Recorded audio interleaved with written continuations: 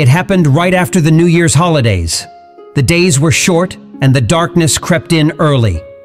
On this particular evening, as my husband made his way home through the icy streets, he noticed something peculiar on the cliffside.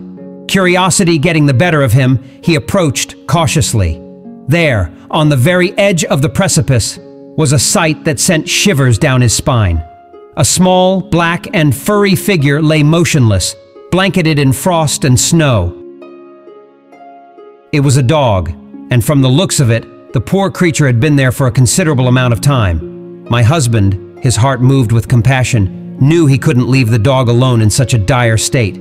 He carefully dialed my number, his voice tinged with urgency and concern. I rushed to join him, not fully comprehending the situation that awaited us. When we arrived, the scene was heartbreaking. The dog, whom we later named Aza, was alive but barely. Her body trembled from the cold and her eyes reflected a mixture of fear and exhaustion. Determined to help, we realized we couldn't simply lift her. Every attempt resulted in a low, menacing growl.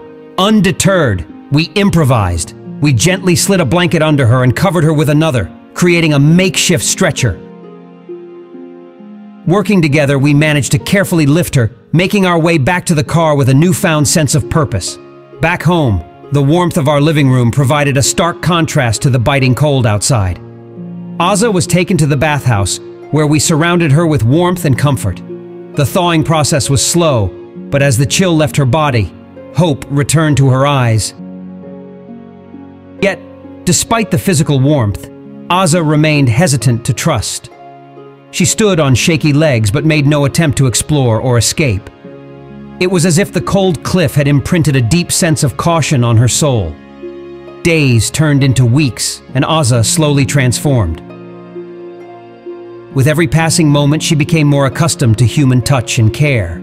She discovered the joy of affection, and her wary gaze evolved into one of gratitude. In the presence of warmth and kindness, Aza began to heal not only physically but emotionally as well. Aza, once abandoned and left to the mercy of the winter winds, now reveled in the warmth of companionship.